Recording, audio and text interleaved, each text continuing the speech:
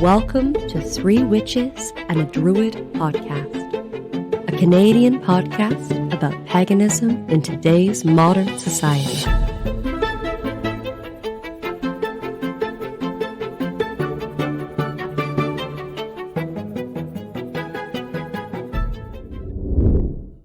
And now, Three Witches and a Druid podcast present Shenka. Three sisters sit beneath the sacred tree, scrying the well of eternity. The first one sees what has gone before. The second sees the now. The third one sees what is to be, beneath the world tree's boughs. Hear their song upon the wind as they weave the fate of all. The seeker's path that can foretell. The weird ones hear their call. Present, past, and future, they all meet beneath the tree. They are all the same, for the weird ones who can see.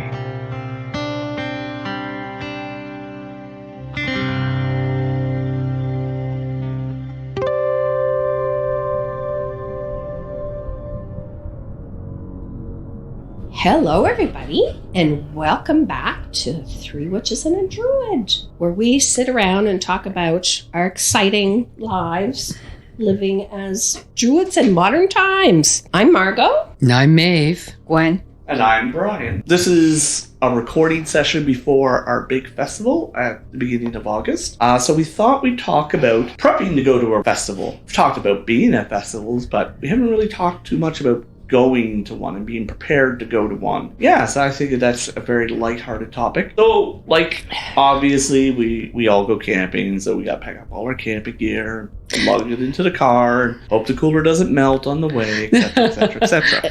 But so, think about this conversation from the witchy pagan aspect to you traveling. What do you guys bring with you outside of your regular camping gear? Outside of camping. First and foremost, make a list. Yes.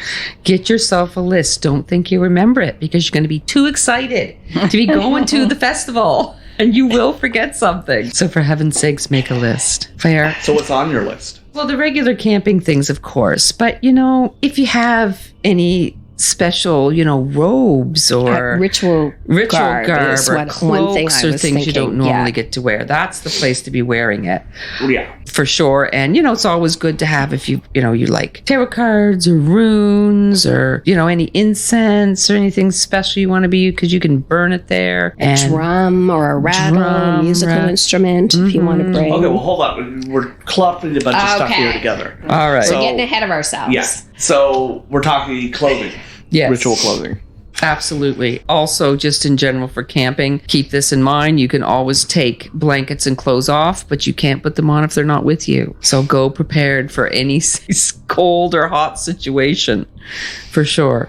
But our special jewelry too, things that you wouldn't normally wear. See, I would be risky about the jewelry because the earth likes to claim presents. True. And they're not always presents you are willing to tithe. No, that's a really good point. There is a story from the way back, maybe 20 years back at the Apex, the original Apex site. And I wish I could remember who it was, but not that it matters. I won't out you anyway. But was at the stream, lost her glasses. And that stream is in short order in that ocean. Mm-hmm. Last year that the festival was there with MPGFA, went to the stream and pulled out the glasses. I found and you found the That's glasses. right. And you know what? And they were there for years. That stream will flood like no one's business too in the spring. It was wild. Wild. Yeah. Wild. So, yes. Did the glasses ever get back to the person they were supposed to? Yeah. Yeah. It's crazy. Isn't that They were pretty battered up and not terribly useful. And we're talking, but- this is not a small festival. This is a festival with hundreds of people. Yeah. Repeatedly, years over years. And I can't remember the year. I don't care if it's a 2-month difference. Like you say, Astonishing. a flooding creek, less than a kilometer from the ocean, and they were there. Yeah. I have a cloak I wear every year. A friend had made it for me 20 plus years ago. And it is the warmest cloak in the world. So it's perfect at night. But also in the blazing sun, it's like wearing a big skirt. And it's, great in that sense as well. Yeah. A way to maybe try to avoid that situation is to maybe bring an offering for the earth, an offering of herbs or a crystal, coins, something like that. Something to Preemptively. Yes, to make an offering to the earth so that it can help avoid that situation. That's a good Or, point. but you know what? Even you shouldn't be doing it just to avoid the situation. No, exactly. You should be doing it because it's the nice thing to do. Even, your very first drink you take there, pour out some. Yeah, so for the goddess and the earth. So for the Druids, we have what we call our ritual garb, like our uniform in a sense. That's what we wear. Like I'll prepare my festival going stuff that I don't care about, and then I'll have my dress up ritual garb. But I also think it's a very positive, supportive, safe space. That was one of the things that really hit me my very first one. You may not consider it ritual gear, but if there's something that you enjoy wearing that is just a little out of place. Oh yeah, this is the place to wear Maybe if you're not comfortable wearing you're Well, male and you don't want to wear a sarong. That was exactly what I was going to say. How many sarongs has little mystery sold to guys at the festivals that we've seen guys running around in a sarong for the first time going, how come no one told me about this before? How come I never knew what this was like? Oh my God, this is amazing. Like totally converted. Like I am wearing a sarong every day for the rest of my life now. And to a certain extent, kilts as well. Not everybody is comfortable. Not everybody is lucky enough to live in Nova Scotia. Well, and I was wear going to kilts. say a kilt is there's quite a price difference. Yes. But, oh my goodness, yes. And if it's really warm, those wool kilts can be a bit much. A little bit, yeah. So my dress kilt is a wool kilt, and it's actually quite great. But I have a utila kilt, and it's heavy, but it's quite nice to wear. Funny enough, I was downtown pricing a new utila kilt yesterday, and it was $260. Holy moly. A lot of fabric in a kilt. Oh yeah. Yeah. So that funky thing that maybe you wouldn't wear, that wraparound or tube top or just something Hell, that different. prom dress that you want to wear one more time. I don't care. Yeah. That's the place. And we also used to have a rule here in the Maritimes. We have a chain of secondhand stores called Frenchies. Yeah. And they are the most bottom end type thrifting, although they've upscaled and put things on hangers, which I'm not a fan of. They used to just be like giant bins. Bins and tables. This table's shirts, that table's you had to pants, stretch that really table's well. skirts. And we always had a rule on the way down or on the way back. If you were stopping at Frenchie's, you were not allowed to go in the fitting room by yourself because there was far too much opportunity for hilarity for you to be in that room by yourself. So the most outrageous and crazy thing that you find is welcome. Yeah. And remember those pants that time? We washed them at my mother's. She could wear them the next day. Those were pretty fantastic. Oh, pants. they were so awesome. They were wonderful. This will tell you how great of pants they were. I wore pants. Yes. Wow. That's telling you how amazing these pants were. Yep, that was your arriving outfit. Yeah. I mean, we were very serious about our funtacular time. But So it is the place to let loose. And Yes. that's the nice thing is when you're there, you do get this sense you feel free. Yeah. And no one's giving you a hard time. And Or the side eye. the side eye. Nobody will give you a side eye. No, and I've been there with people with their rabbit on a leash and everything else. Like it can be, at the festival. But no, it's a great place for clothes that you don't normally get to wear. I just want to apologize. It's really really fucking hot here. Oh, you can hear my fan? We can hear you. No. You can keep fanning because it's better than you passing out. It's just really hot here, so people don't. So we're like fumbling with our bikes and stuff because we're gross. It's ridiculously hot. I'll try to fan quietly. Okay. I was thinking along the lines of that sort of thing. There's also a story. This is before my time. I didn't move out to the Maritimes till 99. But if a gentleman came and he only brought a block of cheese. And he traded, and he got the name Cheese Man, and he traded, and I'm sure Maeve can pick it up, but that's how he made his way through. You have stuff that people want. Yes. And then you can. I think he had a little bit more than cheese, but yes. But on the whole, That's what it was I mostly cheese. And we've had people show up with a sleeping bag and a tarp. Now, as A jar of peanut butter. a festival organizer, please do not show up just with cheese. Or a jar of peanut butter. or There jar was of peanut somebody who butter. did Just that. Figure your shit out. Yeah, it's true. Yes, people do exchange a lot and Yeah. whatnot, but you cannot expect To be taken care of. to No. be taken care of and to No. be provided for. People might help you a little, but you can't expect to show up and very bluntly, Yeah, they're not set sure. up that way. So you No. are surviving on the kindness of strangers, basically. yeah.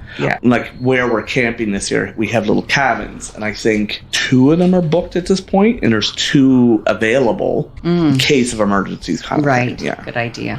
But yeah, it's like moving on to like tools. I always brought a couple of books with me, and then I realized I don't have time to read. I'm enjoying myself too much, Yeah. so I don't bring books anymore. But I definitely still bring tools because as someone who's leading the main ritual, like in our ritual, you can bring your Oh, tools. you mean ritual tools, as opposed to Yeah. I came with, grizzly.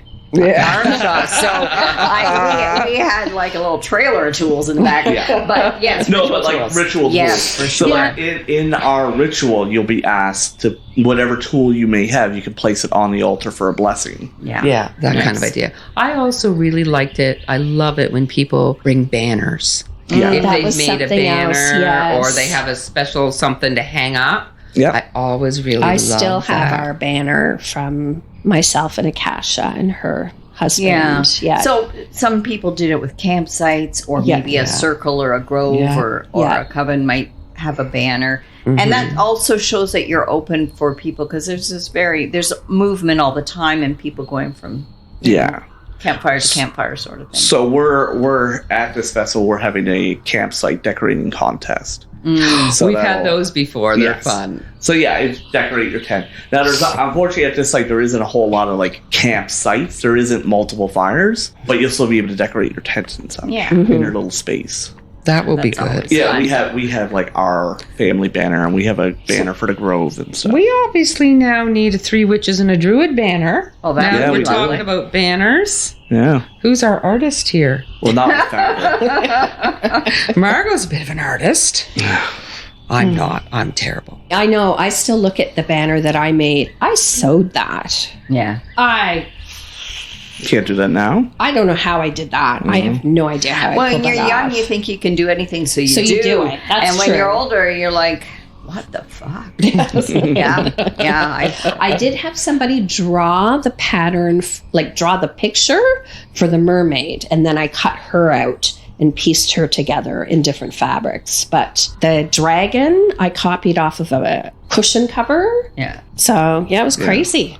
So another thing is when you're going to a festival, and depending on what festival you're going to, pay attention to the workshops and rituals because they may request or require you to bring something. So I don't think any of the workshops require you to bring anything, but like in our email, in Yeah. your workshop, If I'm doing my tarot one, then I say, if you have your deck with you, could you, or think about Yeah, bringing yeah. your favorite that'll deck? go Yeah. in the newsletter Yeah. week Yeah. before. Yeah. If you have any kind of deck or anything for sharing or you want to do or whatever, if you have one, you got to bring a deck with you. Yeah. Usually or something like that. So Karen's doing a ritual bath workshop. So in her workshop description is bring a mason jar if you can. If not, paper bags will be provided. You're going to want a mason jar. Yeah. But like Lily is doing a clay goddess workshop. She's going to provide the clay. She's not expecting people to Yeah. bring clay with her, sort of thing. And for our main ritual, we're hoping people will bring a craft or something they've created that they're not super happy with, and they're going to sacrifice it in the ritual. So that'll... Is the clay goddess workshop before then? It can be. Because I am a terrible, terrible sculptor. I might be sacrificing that. So part of that ritual though will be that sacrifice. So we're hoping everybody brings something. I guess I better look on the site then. Yeah, I haven't really posted it yet. And if we can't have a fire due to weather, I'm going to bring a big hammer and people can smash it. Yeah. Safety goggles? Yeah, I'll bring the safety. I mowed a lawn in my bare feet. I'm not the best safety person. What else? So we've covered tools, bring your clothes. Prepare to go and meet people and be friendly, and everyone around you is going to be friendly.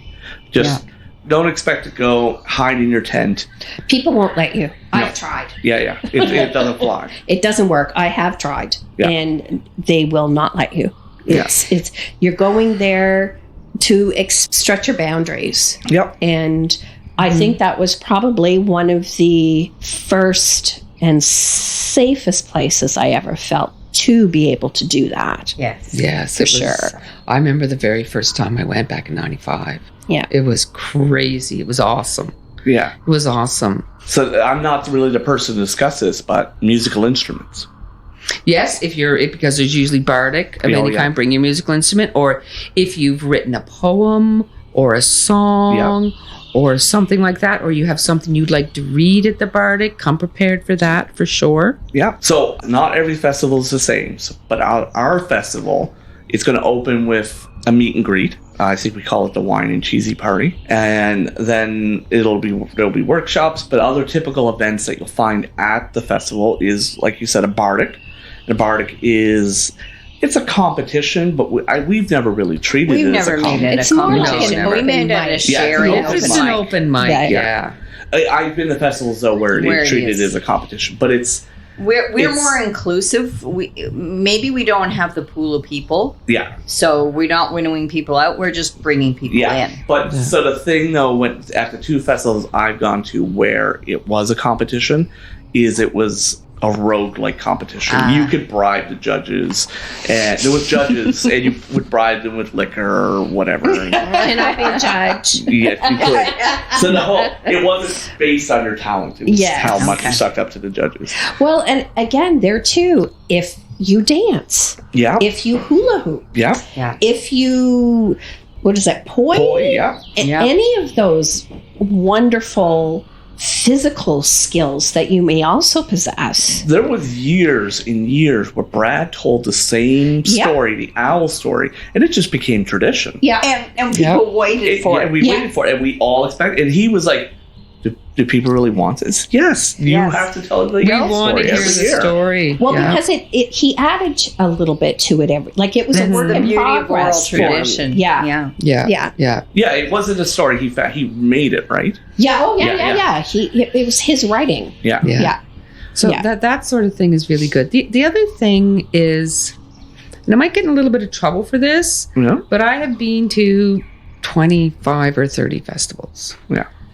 And I've seen this. If you're a grand high poobah, just forget it and relax. Yeah. You know, I mean, I'm a bit of a show off myself, but just go in and you're, I try, when I go in there, it's like I'm exactly the same as the newest newbie. You know what I mean? Like, just go in and relax and put all that behind you and just go enjoy yourself. That's how you're going to experience the awe of it. Yes. Yeah. If you're not open to the joy and the awe and the whimsy and the holy crap, I can't believe this is happening and I'm part of it. Expect the unexpected. Yes. Yeah. Then what are you going for?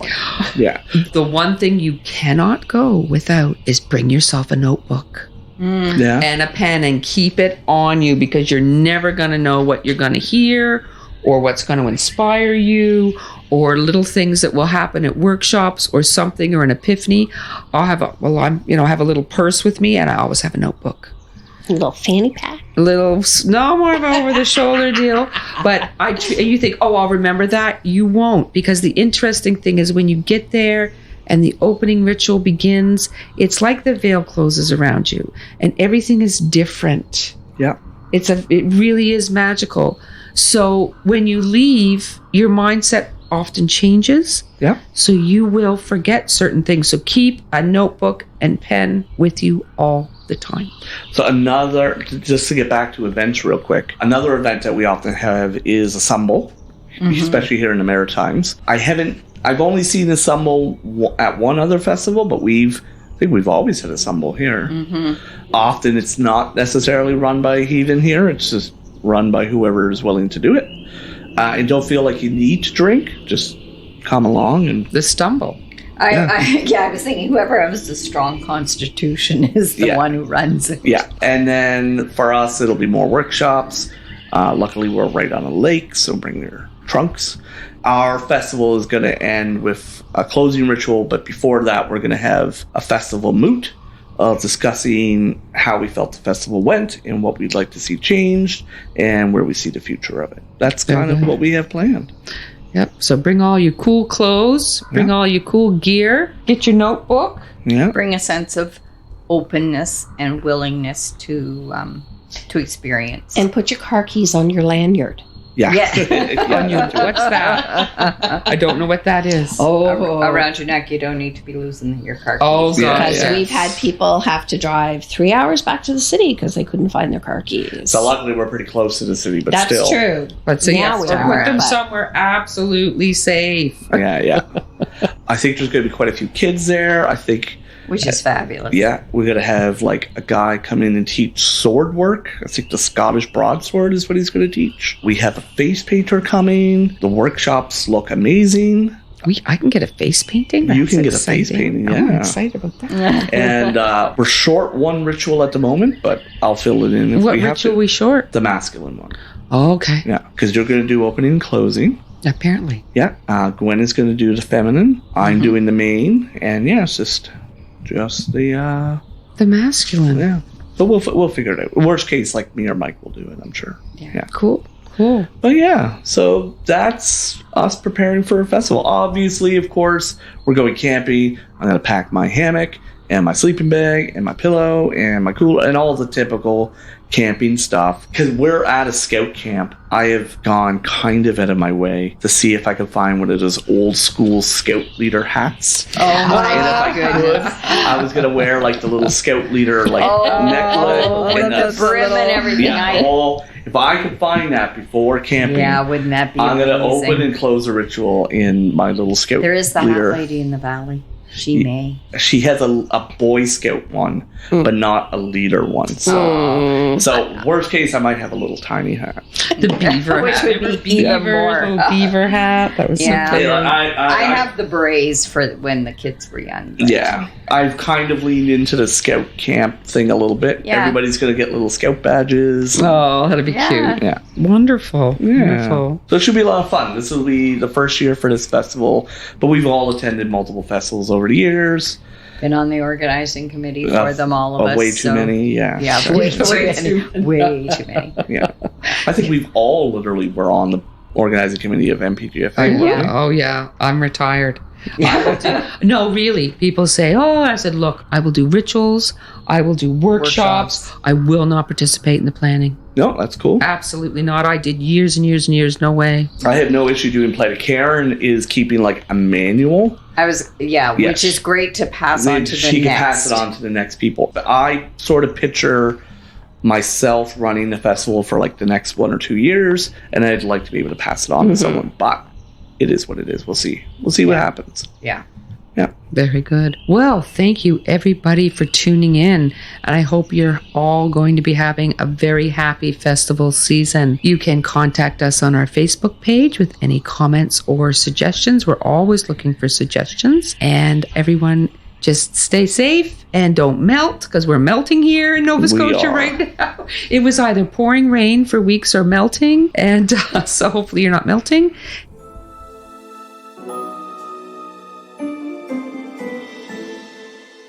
Hello, beloved listeners and patrons of Three Witches and a Druid podcast.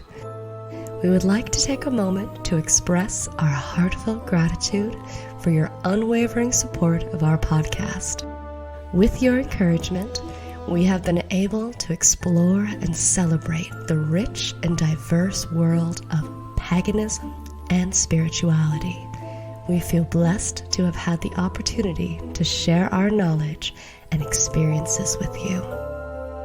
As we continue to grow and evolve, we invite you to join us on this journey and become a Patreon member of our podcast.